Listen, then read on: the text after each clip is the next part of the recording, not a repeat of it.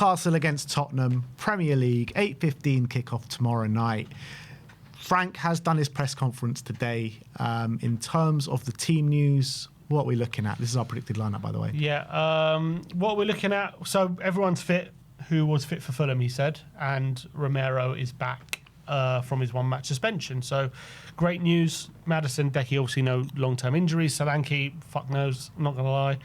We're not even getting an update now about him, so who the hell knows what's going on with him. Dragoshin, I guess we're taking it on a game-by-game basis with him at the moment. Yeah.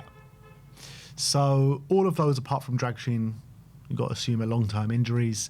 Dragoshin, I'm sure, will be back at some point during this month. In terms of the predicted lineup, I guess a big question is, what formation are we going to play? What formation did we even play against Fulham? Great question.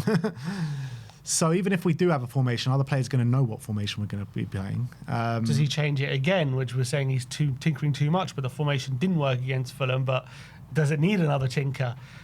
Do we just go back to that 4-2-3-1?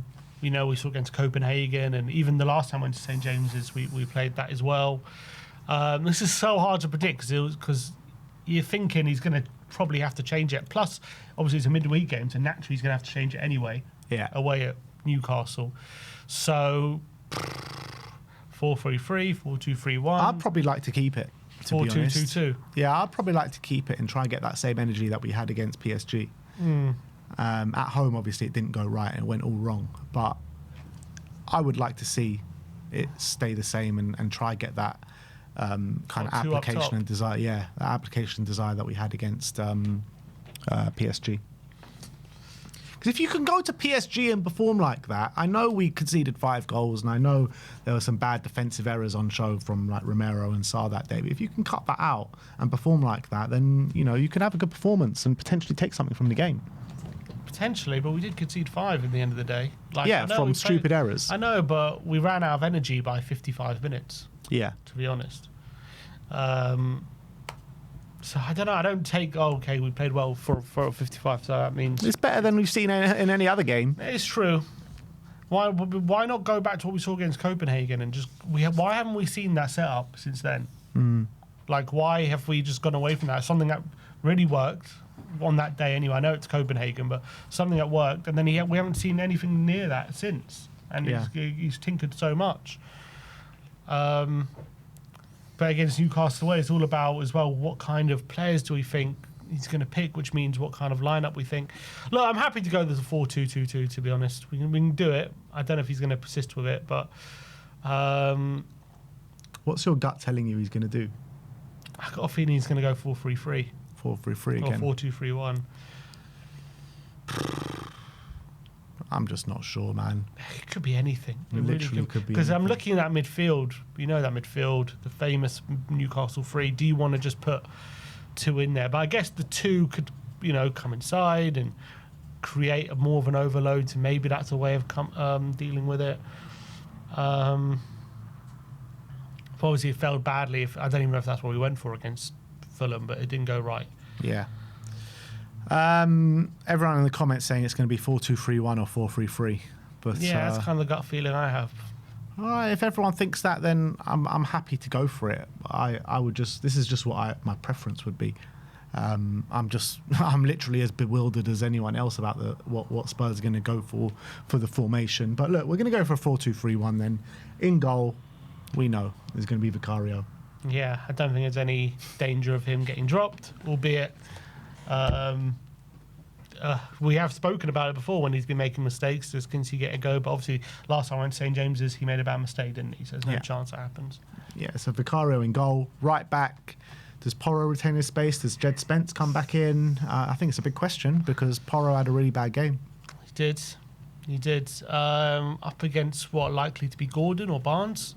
Yeah, one of the two. Gordon obviously came on against Everton, his first game back after injury. Barnes has been in good form. So it could be either of them, but both of them are problems at this moment in time. Jed played on the right against PSG, didn't he? And then Porro played... Jed had a very good game against PSG. Yeah, so does Jed come back in? Does he come back in on the left or the right? I think it could be Jed, On the right? Yeah. Jed, and so we think... So Jed on the right and Udogie on the left? That's what I'm saying, yeah. Yeah, why not? and Udogie on the left. Maybe he also takes Parr out the firing line with all the stuff right now with him. Yeah, and we know who the centre-back's going to be. Romero's back in the frame, and it'll be alongside Mickey van der Ven. I mean, Mickey van der Ven on the weekend was just phenomenal, wasn't he? Just incredible. He stopped it from being a real... I mean, it was embarrassing losing that game anyway, but it could have been so much worse if it wasn't for him. Yeah. And it's good to have Kuti back. Really good to have Kuti back. Absolutely, even though the last time we saw him, he put in a bit of a stinker, but hopefully he puts in a better display here. Up against Voltmader, both of them. Yeah. He's been in form. Big, tall unit, but he's more than just a big lump. He's a very good player, good player. He scored a really good goal on the weekend, didn't he? Moving into the midfield is interesting. Is it going to be Paulinho or Bentancur? I really hope not, even in this game. I mean, I can understand the logic to saying yes, because that Newcastle midfield is so energetic and so physical.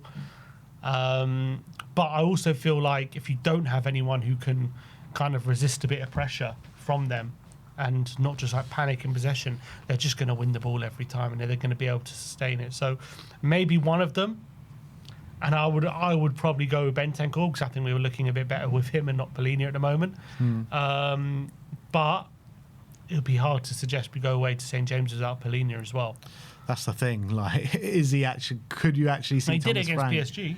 It's true, he did do it against PSG, and we actually reaped the benefits of it. But we played a different system that day as well. But if it is only one of them, who's going to be the partner? Is it going to be Pape? Is it going to be Bergvall? I think I'd prefer to see Bergvall at this point. Me too. I definitely would. I think he's playing well at the moment. I'd like to see him playing in that deeper position from the start. Yeah, exactly. That's what I want to see. I don't want to see him in the 10. No. So the midfield three, I would say, I don't know if it's impossible to call what he's going to go for, because he just changes things so often. But no, Xavi hasn't started in 3 games. Is he going to get a go in this one? Is this the right game to give him a go? Maybe not. Maybe Xavi looked decent at St James's Park last time out. He did. But they didn't play. They played... Who'd they play? Willock, Ramsey, and Joe Tonali. Linton started, didn't he? I think No, Joe Linton came on. Shall we go? Shall we just do it? God, it's impossible. Bentancur, Bergvall, and Xavi. Well, yeah, he did. He started Bergvall and Xavi together, didn't he? But it was kind of Bergvall off the left, wasn't it? Last time. It was kind of like... it was kind of like Bergvall, Xavi, where is it? Bentancur and Sarr. That was kind of what it was like, wasn't it? But then, and it was Johnson on the right. But we're saying Bergvall there. Who would be on the Xavi in the middle, and who would be on the left? Odegaard. Yeah. We're saying like that, with Kudus on the right, I'm assuming. Mm-hmm. And then Randall, Koyamwani up top. I mean, I don't see him going with that, to be honest. I don't know. I'd love it to see him go with it, just to have a bit of quality in there. But I don't know if he plays Lucas and Xavi together. Wilson. I would just love to see him go Bergvall, Gray, Xavi. I know it's too lightweight, but let's see if we can hurt him on the ball going forward the other way. No Bentancur. That's what I would like to see, but I know that's crazy. I know it's crazy, but we're losing every game anyway, so what's the difference? Yeah. What's he going to do? He's just going to put Paulinho and Bentancur together, isn't he? Yeah. That's basically what he's going to do. And he's going to rest Bergvall. Yeah. If he rests Bergvall this game, he's an idiot, because like Bergvall has been one of our best players in the last couple of games. He's been brilliant. Second half against Fulham, I thought he was fantastic. In Paris, he was fantastic. But he has played 2 games in the space of this week, so but I would still stick with him. Maybe he'll be brave and just go with that, but I don't know if he will. Well, this is what we're going for.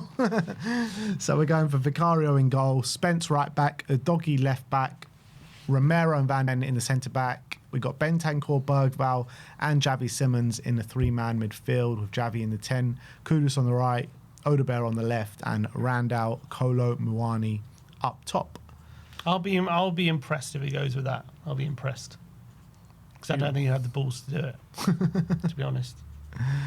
Yeah, well, we'll have to wait and see till tomorrow night. But that is our predicted lineup. We're going to move on and get into a match